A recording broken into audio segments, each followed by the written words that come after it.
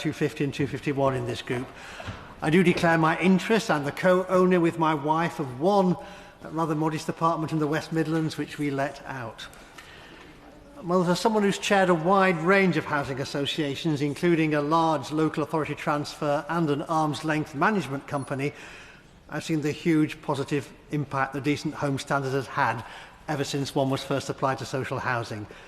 Not least, it has forced landlords to pay proper attention to their existing stock rather than focusing all of their energies and resources on new developments.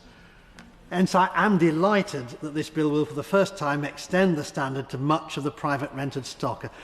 It's a sector desperately plagued by underinvestment in repairs, maintenance and stock improvement.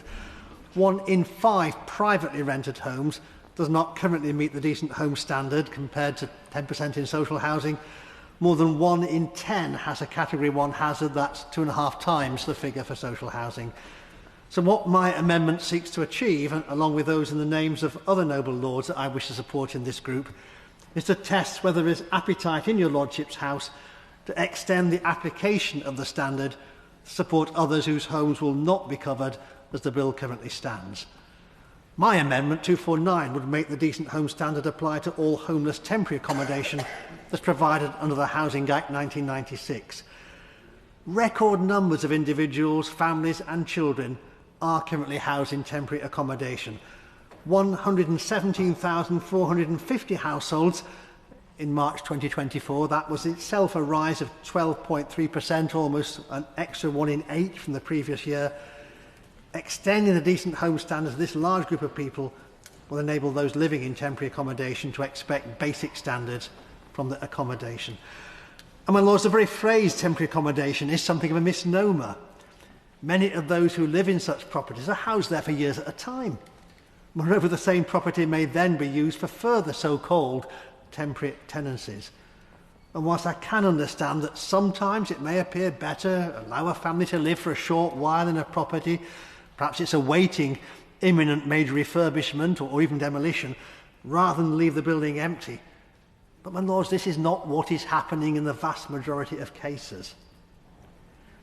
I have previously raised in your Lordship's House, and I remember a very good conversation with Baroness Scott of Bybrook a year or two ago about the particular plight of children in temporary accommodation. The figure was then over 130,000 and it is still rising. They're often housed many miles away from their schools and from their play friends. If you're to manage your education in such a context, that is desperately difficult. Some of my schools in Manchester are already having to put on special provision for children living in temporary accommodation. So imagine what it means having to do that in a home that doesn't meet basic standards of decency. We are failing such children utterly. Alongside families with children, we know that many residents in temporary accommodation have particular vulnerabilities in terms of health, and they're often not well equipped to advocate for themselves. A national standard will make a huge difference.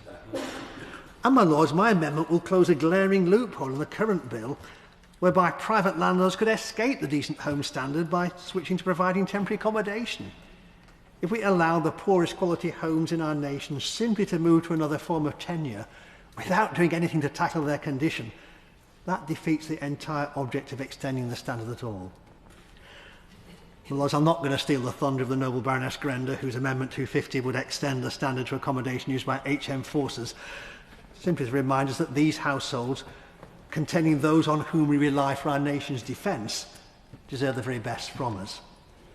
And similarly with Amendment 251, the names of Lord Tope, Baroness Lister, Bertasett, Baroness Janke and my Right Reverend friend, the Lord Bishop of Chelmsford, who can't be in her place tonight, that would extend the standard to accommodation provided for those who fled war, terror and persecution, people who are now seeking lawfully to rebuild their lives here.